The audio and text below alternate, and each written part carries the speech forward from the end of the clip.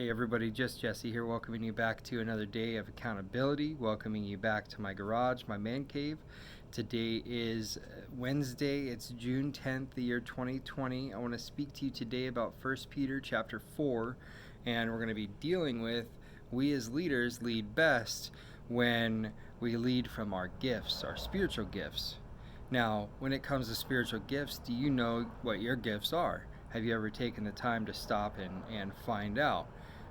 God has equipped all of us with these spiritual gifts, some with more than one, some with one, but everybody has these gifts. And in order to unlock those gifts, you have to spend time listening and reading and praying and just basically having a relationship with God, and He'll show you what these gifts are.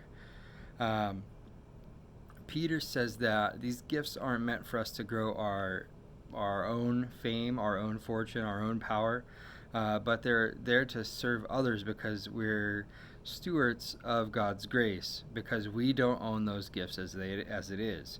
So God, being the one who gives and keeps our gifts going, what do you say if we said we should serve others as if we were serving God Himself?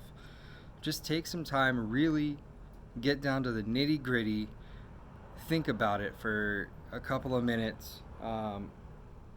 When you have a chance, sit back and say, okay, God, these gifts that you've given to me, I know that I'm supposed to go out, I know that I'm supposed to serve people, but by serving other people, am I serving you? And if the answer is yes, then you know that those are spiritual gifts that God's given you. But more so, we actually get to, it's not that we have to, but we get the honor of serving God Himself. There's no middleman. We're able to come in and we're able to do that because He's given us so much. So, no pressure, right? Well, God is the ultimate judge, and though sometimes we'll stumble and we'll fall, hopefully we fall forward, but in falling, we know that we're going to have to be accountable for those things that we did in direct opposition to what God wanted. And so really,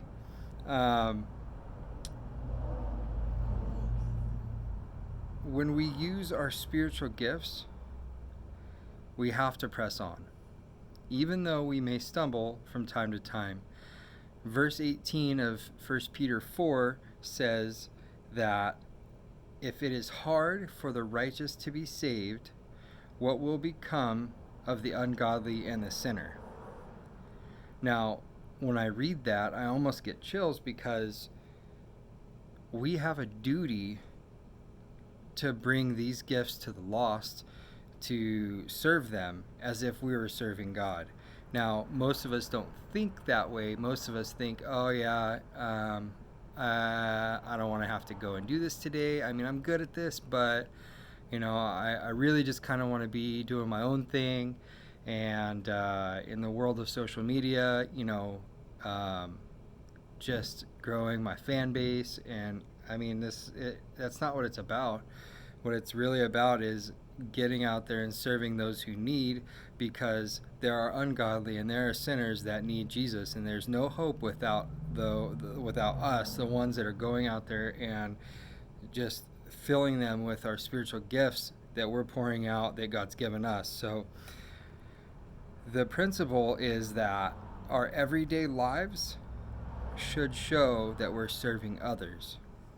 And I know that if we do that, the amount of animosity in this world will lessen day by day. Now, it'll be tough and it'll take some time, but as Christian leaders, isn't that a badge of honor, knowing that what we did directly impacts the people around us, directly impacts the people around them, directly impacting the neighborhood, directly impacting the city, the state, the nation, the country, the world. And it all takes that one step. That's the badge of honor, and it isn't to say that we're boasting, but that we were so blessed by God that we can serve just one person today, or multitudes of people, but that we're open and willing to serve with our spiritual gifts and that can change the whole outcome of everything. Now, it's going to take a lot of effort to not be boastful for yourself, because as humans, we're pretty self-centered, but these gifts are really meant to showcase God's love, power, and His glory for all eternity. Now, if we do this right, which isn't so hard, but it is tough when we have to get out of our own minds, we do it right, things change.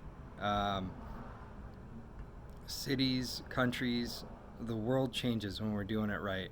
But we have to have the right mindset. We have to be in complete connection with God, and we have to have that open relationship with Him as well, in order for those spiritual gifts to flow into our lives, and in order for us to be able to pour out into the others.